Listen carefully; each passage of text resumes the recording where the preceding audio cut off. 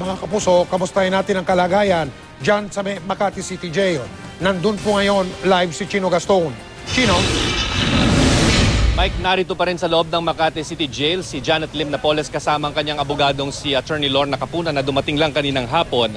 At kasama natin ay naghihintay ng pagdating ng Sheriff ng Makati RTC na siyang maghatid ng resolusyon na nag-uutos na paglipat ni Napoles mula rito sa Makati City Jail papunta sa Fort Santo Domingo sa Santa Rosa, Laguna.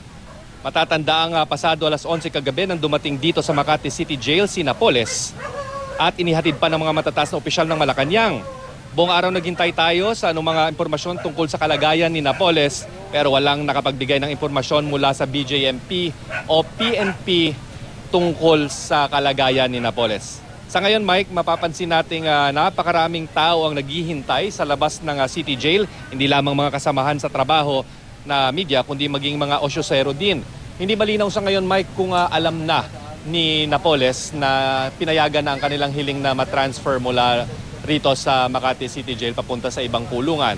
Bagamat batay na rin sa impormasyong nakalap natin sa mga residenteng may mga kakilala sa loob, meron daw TV doon at may access sa news yung mga bilanggo. Kaya't malaki ang posibilidad, Mike, na alam na ni Janet Lim Napoles na napagbigyan ng kanilang hiling na matransfer siya mula rito sa Makati City Jail.